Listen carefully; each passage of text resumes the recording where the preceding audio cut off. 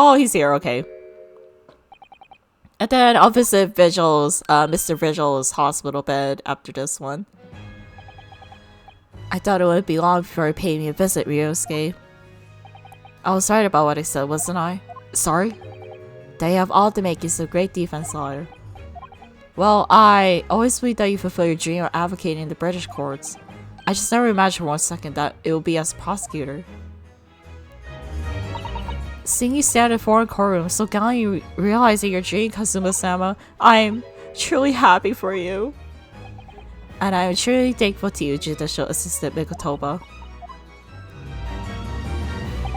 Ryosuke, I always thought it would be fun for you and I to shake up the British legal system a little together. This isn't quite how I envisaged it, but I suppose it's just another twist of fate. I've learned a lot of things during my time in London. About Susato San's father was himself a visiting student here once, along with Judge Goku, and about what happened to your father. Then you have no difficulty understanding why I had no choice, why I had to find a way to get to Britain as a visiting student myself. I want to hear from you, Kazuma. As you wish, Yunosuke Naruhodo. Okay.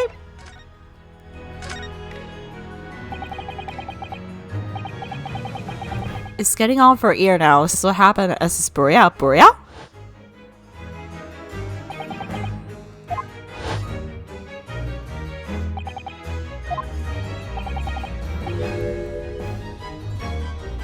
I thought I lost my best friend forever.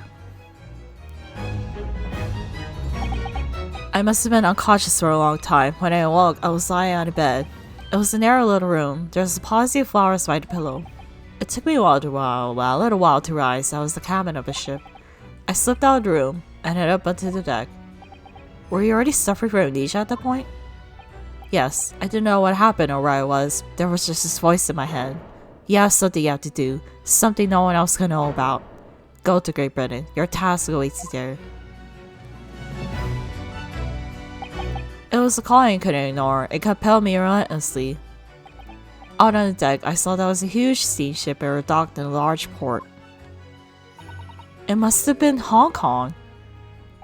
Yes, it must have been, presumably just before they were due to carry your body off the ship. I had no idea of the situation, but I did have the feeling that this was in some way my last chance. So I concealed myself among the disembarking passengers and went ashore. Then I disappeared in the crowded streets of that foreign port city, so I could plan my onward journey to Great Britain. Wow. Your journey to Britain. Just under a year ago, with all my past memories lost to me, I was left behind in Hong Kong. Everything was foreign to me. The sights, the sounds, the smells. My head reeled. I was truly at a loss. I realized now that I escaped as a dead man, with nothing but the clothes on my back. No money, of course. Oh, how terrifying for you. Luckily, though, I had 2 feathers in my cap. One being your knowledge of English, I suppose? That's right. And on the back of that, I was able to pick up some work as a deckhand on a cargo ship. Eventually, after calling at countless ports, I finally arrived at Dover. That must have been some 3 months ago now. Your formidable tendency for purpose showing yourself again. I mean, the man lost his memory and literally nothing his name. But he still managed to make his way to London on the opposite side of the world. Of course, I had no idea why I moved heaven and earth to get here at that point.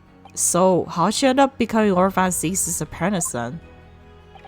That can only be an extraordinary stroke of luck, really. You see, I was stopped at the border because I had no papers. They took me straight to Scotland Yard. And by sheer coincidence, Lord Strong was there to attend a meeting. That's when the second feather of my cap came into play. Wouldn't that have been your knowledge of the law? Yes, exactly. Lord Strong was curious about Easter with intimate knowledge of British law. He took me back with him to the Supreme Court and assigned me to the prosecutor's office. And then 9 days ago... the art is just so good. You finally got your memory back after the trial involving Jabber.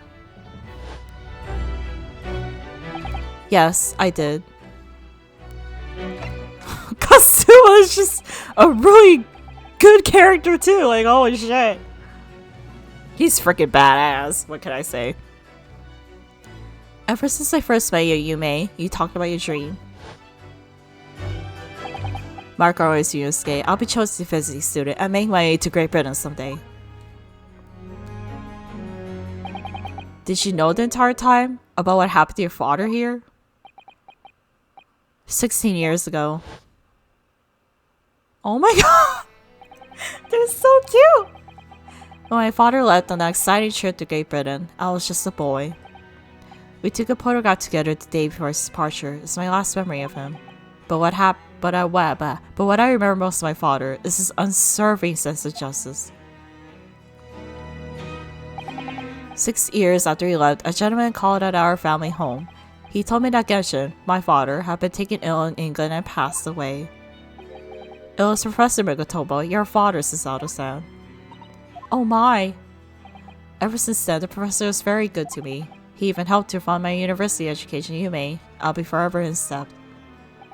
But nevertheless, I just couldn't bring myself to believe what he told me. Oh. Then one day, a letter arrived at our house from Britain. There was no indication to sender, so I opened it assuming it was from an old acquaintance of my father. What I read in that letter changed my entire life. What did it say? It said that my father had been a mass murderer, and the writer cursed the Sogi name. Oh no! As a result of the letter, I found out what had been hidden from me all those years. Presumably, the letter was sent from a relative of one of the victims. If whoever it was had been a member of the judiciary, he could have been present at the closed trial. The letter revealed that my father had been sentenced to death, executed for being a killer. I'm so sorry I had to find out that way. I imagine the British government did its very best to silence whoever sent the letter. But someone who knew the truth and couldn't bear the resentment was always going to be a problem. But still, it could have been written by anyone. Why would you believe such a thing? There was a newspaper cutting included with the letter. It was the first I've ever heard of the professor and his terrible killing spree. Well, what did my father have to say about the letter? I couldn't bring myself to show it to him. What? Why not? Because he deliberately concealed the truth from me by telling me my father was taken by a fatal illness. That couldn't have been easy for him, and he'd done it out of consideration for my feelings. So instead, I showed the letter to Goku, to the other visiting student. He faltered for the briefest of moments, but then he just laughed the letter off. But in that moment, I saw in his face. He was undeniably shocked, shaking momentarily before recovering his poise. A year later, my bereaved mother succumbed to a strain of grief, and she too passed away. That's when I made up my mind that one day, without fail, I will cross the seas to Britain and seek the truth for myself. The truth about my father, Genshin Asogi. And I wouldn't let anyone stand in my way. Oh, Kazuma-sama. Oh boy, this is so heavy. What we learned today in card turned things completely on their head. It was an impressive piece of wiring, Ryunosuke Naruhodo. Or if I was the Reaper, you know. I almost don't want to believe myself, but it turns out that Inspector Gretz himself, the victim, was. It's clear that Inspector was behind the Reaper's activity all along. What? You mean you knew? The real question is he giving orders to the Inspector? Strongheart!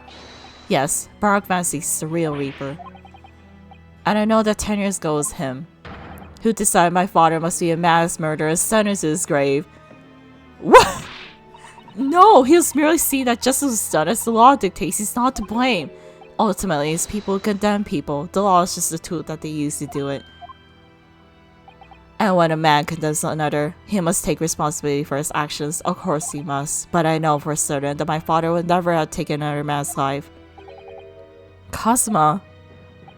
On the contrary, my father's life was taken by the Reaper. Oh. Okay, I think we've done all we can for now here. So, I think I'll go to Mr. Virtual's Hall and we'll see what happens next.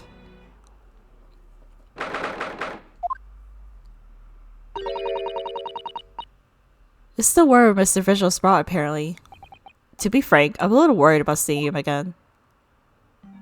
Oh, there he is! Ah, the lawyer. Hello again. Are you feeling better now, Mr. Visual? Yes, thank you. Somewhat better. I'm so sorry that caused you to. I mean, it was because of me. If I hadn't exposed your secret and forced you to remember things you obviously try to forget. The prosecutor is here until a few moments ago too. You just missed him. Oh, Kazuma's beat us to it. But we just met at the prosecutor office. He said much the same as you. He was very apologetic. But the truth is, I brought all this upon myself. Please, don't think like that. Keeping it for Evie. My life, all these years, I've carried such a sense of guilt. But that's not the worst of it. Over time, I obviously came to deceive myself as well. You mean about your dismissal? Looking back now, I'm beginning to think that perhaps Inspector Gresson didn't stumble across me by accident at all. I mean, he compensated me so generously for acting as a stand-in. He was clearly concerned for my well-being and doing what he could to help. So perhaps Gresson knew exactly what had become Mr. Vigil all along then. I'm sure this just deserves for 10 years of lies and deceptions, but it wasn't me that helped the professor escape 10 years ago. It wasn't me. I swear it. I swear it's true. Oh, Mr. Vigil. I'm sure I'd rather not dredge up even more for your past at this time, but if possible, could you tell us exactly what really happened? I want to. I need to get all this off my chest. I just want someone to tell me what I should have done. Oh boy. Alright, Converse. Inspector Gregson is obviously engaged in special operation of some sort. He was investigating something that even Scotland Yard couldn't know about. Details of the Reaper's Mark, yes. It was when he had to carry out these investigations that I will take his identification and impersonate him. You pretended to be the Inspector Care. Yeah, we just... Oh no, a common street predicate pause to carry out a proper police investigation. All I'll do is go specify location and make a little hoo-ha. Hoo-ha! Hoo-ha! Ha! Hoo! Just to leave an impression, so everyone there would think a detective called Gregson was here. Yep, I think we talked about this at the trial. Yeah, make an appearance at the park. But then you're taken prisoner by those red-headed frosters. Yes, so you always make a point of showing Gregson's identification generally being loud. That's what they started asking you to do, yes. Well, that's one way of becoming a legendary detective, I suppose. Not a good one, though. And as you know, I suffered this bruising around my neck at their hands. But the following day, they kept their word to release me. Without returning the Inspector's identification to you, however. We had arranged to meet in a Fresno Street room at 5 that day so I could report back to the Inspector, but at the agreed time, the son heard the gunshot. It was at midnight on 17th June 10 years ago. That was the time scheduled for the execution. But the professor's execution never actually took place, did it? Or rather, the execution itself must have been used to effect the plan of escape. But then someone shot him when he came up the grave. And he freaking died. But there was one notable exception. Or rather, one notable loophole, something that was never questioned. I have a feeling I know what that loophole was now. The coffins into which the bodies of the executed convicts are placed, correct? Yes. Once the coroner had confirmed the deaths of a condemned convict, the body was taken in his coffin, remaining burial in Lowgate Cemetery just behind the prison. The chief warder first had to sign the necessary papers. And after that, no member of staff were permitted to touch the coffin containing the body again. When executions took place, only the executioner and the coroner were permitted inside the chamber. I would wait in the adjacent room for word that the condemned convict was dead. On that occasion, once I had that confirmation, I went to the mortuary to find a lone coffin as usual. The procedure was that I would sign the paperwork having checked the coffin, then nail it shut. But for some reason that day, the coffin was already nailed shut. No. I didn't think of anything at the time. I assumed that my deputy must have checked the coffin and nailed it shut before I arrived. So you mean the coffin contained... Yes, I can only imagine that Asogi, having escaped his execution somehow, was alive inside the coffin. The coffin was then taken out through the main gates and deposited in Lowgate Cemetery. Presumably there wouldn't have been enough air inside to breathe for long. So in the early hours following the burial, somebody dug up the coffin again to set Genshin free. But in the end, he was finally shot in the graveyard anyway. What on earth really happened in Logan's cemetery that night, I wonder? I'm afraid I really don't know. All I can say certainly are two things. Asogi couldn't possibly escape that way without help or somebody working in the prison. And that somebody was not me. Then who was it? Obviously you knew the man then? The professor, I mean. Genshin Asogi. Yes, I remember it well, in fact. Would you mind telling us what you know? Well, having been condemned to death as he was, any contact I had with the man was short, obviously. After that trial, which was carried out behind closed doors, attended only by the judiciary, they called for his execution to be carried out at the earliest possible opportunity. The awkward trial was set from the beginning, wasn't it? It was a time of delicate diplomacy when Britain and Japan were in the process of signing an important treaty. That meant that this potentially destabilizing case had to be dealt with swiftly and discreetly. The man had less than a week in total. As I was the chief warder, I oversaw a short stay in the cells until his final hour. I remember being struck deeply by his noble character and incredible resilience. What do you mean exactly? He was the killer of many men, but he was always quiet and polite. He was a gentleman and a man of intellect. In fact, I couldn't bring myself to believe what he'd done, so I asked him one day. Those 5 members of the aristocracy whose lives were taken, were you really responsible? I'm guilty of the unforgivable crime of ending another human's life, yes.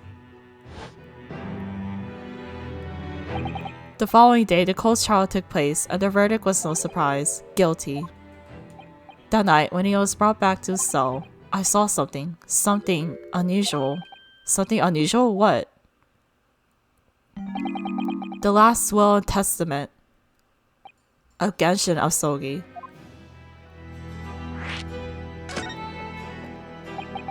As I said, it was the night following his trial after he'd been found guilty. I was doing the rounds of the cells, and when I looked into Asogi's, I noticed I seen a sheet of paper in his hand. Ah, his last will and testament then, presumably. As soon as he noticed me, he hurriedly shoved it behind his back. But why did you find it so unusual?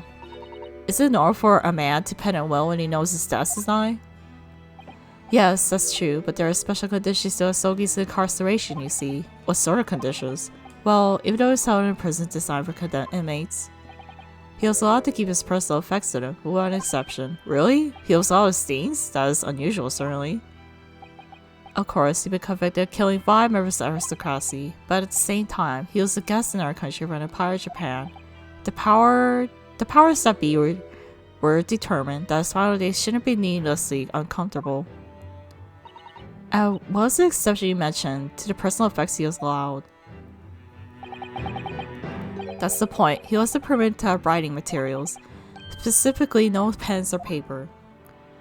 So, he was prevented from leaving any written record of what happened to him? Yes, that was the long and the short of it. I have no idea where he obtained that paper. Any writing materials would have been confiscated from him upon his incarceration if someone helped him. Get it? As I said, he had the paper behind his back and he pleaded with me. What did you just hide behind your back? Please, please turn a blind eye. This is my lifeline. But you know it's against the rules. You're the only person who's seen. If you just agree to keep quiet. Alright then, but what's on that paper? A last will and testament. This will is the only weapon I have left now.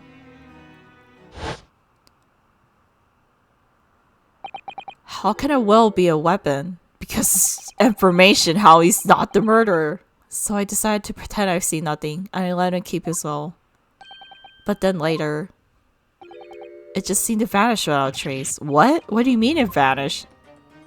It would seem that this isn't the story, ended the story of this mysterious will. Oh yeah, can I look at the court record? No wait. Never mind. The will's disappearance. I was the only person who saw Asogi's will, but somehow it disappeared. It was after Asogi's execution, which was actually an elaborate jailbreak. The word is scattered of Asogi's possessions that were in his cell. They were all to be sent back to his family home in Japan, you see. To poor Kazuma-sama. And you're saying that was anywhere to be found among his personal effects. The will, I mean. That's right, though I didn't search through them myself.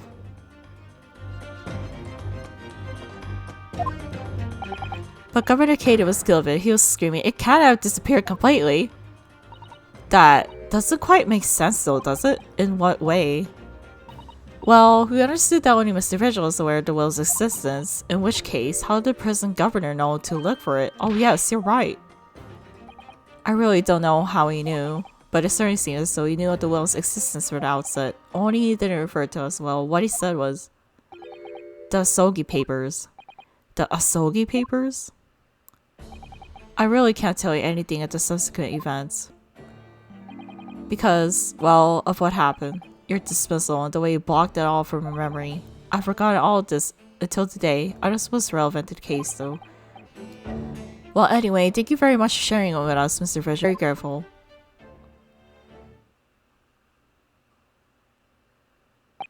I'm afraid there's really little more I can tell you. My wife Evie will be here shortly, so I do hope I don't appear rude, but no, not at all. Thank you again. But what will become of you now? Well, impersonating a police officer is a criminal offense, of course. I imagine that once I'm fully recovered, I shall be arrested. I'm so sorry. Don't be, please. This is all my own doing. I always knew that this day would come. Well, I wish you well. Goodbye, Mr. Vigil. What? Before you go, there's just one thing? Oh, yes? What is it? The Asogi papers. I'd be very good if we make no mention of the things I told you about them, presumably for some good reason. It's my understanding that their very existence is a closely guarded secret. If it became known that I remembered, well, it could be rather troublesome, I think. I understand. Some sort of will that Genshin Asogi penned just before his death, which the man is still claiming was his last weapon. I wonder, process and to do his plan to escape. If there's anyone who might know about a document that Kazuma's father left behind, it will be Mr. Vigil's governor. Then we know precisely where we must go. Back to Barclay Prison. Alright. Alright, Mr. Vigil, we'll leave. Thank you. Okay, alright guys. I think that'll be it for part 27 and 28. I think like there's like two numbers now, so I kind of have everything mixed up, but alright, yeah, thank you so much for watching, and I'll see you guys later. Bye-bye! Well, no, wait, no. Yeah, bye! See you guys next time!